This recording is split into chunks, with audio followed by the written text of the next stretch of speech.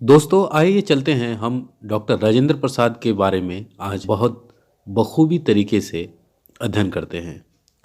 जब 1950 में जब भारत गणतंत्र बना तो प्रसाद को संविधान सभा द्वारा इसका पहला राष्ट्रपति चुना गया। 1951 के आम चुनाव के बाद उन्हें भारत की पहली संसद और उसके राज्य विधानसभाओं के निर्वाचक मंडल द्वारा राष्ट्रपति चुना गया। राष्ट्रपति के रूप में प्रसाद ने पदाधिकारी के लिए गैर पक्षपात और स्वतंत्रता की परंपरा स्थापित की और कांग्रेस पार्टी की राजनीति से संन्यास ले लिया।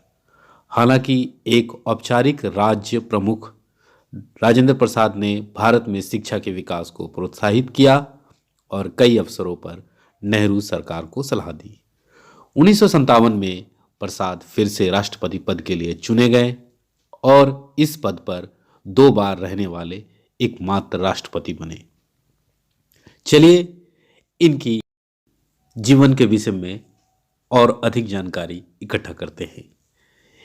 राजेंद्र प्रसाद एक कायस्थ हिंदू थे और उनका जन्म बिहार के सिवान जिले के जेरादेई में हुआ था।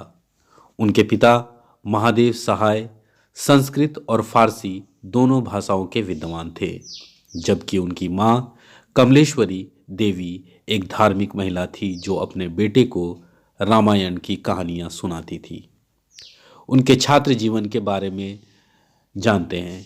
जब प्रसाद 5 वर्ष के थे तो उनके माता पिता ने उन्हें फारसी भाषा, हिंदी और अंकगणित सीखने के लिए एक निपुण मुस्लिम विद्वान मौलवी के संरक्षण में रखा। प्रारंभिक शिक्षा पूरी होने के बाद उन्हें छपरा जिला स्कूल भेजा गया। इसी बीच जून 1896 में 12 वर्ष की कम उम्र में उनका विवाह राजवंशी देवी से हो गया। वह अपने बड़े भाई महेंद्र प्रसाद के साथ 2 साल की अवधि के लिए पटना में टीके घोष की अकादमी में अध्ययन करने गए। उन्होंने कलकत्ता विश्वविद्यालय की प्रवेश परीक्षा में प्रथम स्थान प्राप्त किया और 30 रुपये प्रति माह छात्रवृत्ति के रूप में पुरस्कार भी उन्हें मिला। डॉक्टर राजेंद्र प्रसाद 1902 में प्रेसिडेंसी कॉलेज कलकत्ता में शुरू में एक विज्ञान के छात्र के रूप में शामिल हुए। उन्होंने मार्च 1904 में कलकत्ता विश्वविद्यालय के तहत इंटरमीडिएट स्तर की कक्षाएं उत्तीर्ण की, जिन्हें एफए कहा जाता था, और मार्च 1905 में वहीं से प्रथम श्रेणी के साथ स्नातक की उपाधि प्राप्त की। उनकी बुद्धि से प्रभावित होकर एक परीक्षक ने एक बार उनकी उत्तर पुस्तिका पर टिप्पणी की थी, परीक्षार्थी परीक्षक से बेहतर है। बाद में उन्होंने कला के अध्ययन पर ध्यान केंद्रित करने का फैसला किया और दिसंबर 1907 में कलकत्ता विश्वविद्यालय से प्रथम श्रेणी के साथ अर्थशास्त्र में एमए किया। वहां वे अपने भाई के साथ ईडन हिंदू हॉस्टल में रहते थे। एक समर्पित छात्र होने के साथ साथ एक सार्वजनिक कार्यकर्ता वह द डॉन सोसाइटी के एक सक्रिय सदस्य भी थे। ये अपने परिवार और शिक्षा के प्रति कर्तव्य की भावना के कारण ही था कि उन्होंने सर्वेंट्स ऑफ इंडिया सोसाइटी में शामिल होने से इनकार कर दिया। प्रसाद ने 1906 में पटना कॉलेज के हॉल में बिहारी छात्र सम्मेलन के गठन में महत्वपूर्ण भूमिका निभाई थी। यह भारत में अपनी तरह का पहला संगठन था और इसने बिहार से अनुग्रह नारायण सिन्हा, श्री कृष्ण सिंह और दीप नारायण सिंह जैसे कुछ नेताओं को तैयार किया। एक शिक्षक के रूप में राजेंद्र प्रसाद का जीवन कैसा रहा, आइए देखते हैं। राजेंद्र प्रसाद ने एक शिक्षक के रूप में विभिन्न शैक्षणिक संस्थानों में कार्य किया। अर्थशास्त्र में एमए पूरा करने के बाद वह मुजफ्फरपुर के लंगट सिंह कॉलेज में अंग्रेजी के प्रोफेसर बन गए और प्रिंसिपल भी बन गए। हालांकि बाद में उन्होंने वकालत की पढ़ाई के लिए कॉलेज छोड़ दिया। 1909 में कोलकाता में कानून की पढ़ाई करते हुए उन्होंने कलकत्ता सिटी कॉलेज में अर्थशास्त्र के प्रोफेसर के रूप में भी काम किया। 1915 में प्रसाद ने कानून में स्नातकोत्तर की परीक्षा दी, अब परीक्षा उत्तीर्ण की और स्वर्ण पदक जीता। उन्होंने 1937 में इलाहाबाद विश्वविद्यालय से कानून में डॉक्टरेट की उपाधि पूरी की। एक वकील के रूप में उनका जीवन वर्ष 1916 में वह बिहार और उड़ीसा के उच्च न्यायालय में शामिल हुए। बाद में वर्ष 1917 में उन्हें पटना विश्वविद्यालय के सीनेट और सिंडिकेट के पहले सदस्यों में से एक के रूप में नियुक्त किया गया था।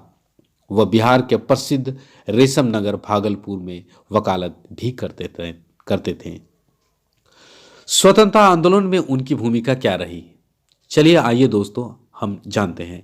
भारतीय राष्ट्रीय कांग्रेस के साथ प्रसाद का सबसे प्रारंभिक जुड़ाव 1906 में कलकत्ता में आयोजित वार्षिक सत्र के दौरान हुआ था, जहां उन्होंने कलकत्ता में अध्ययन के दौरान एक स्वयंसेवक के रूप में भाग लिया था।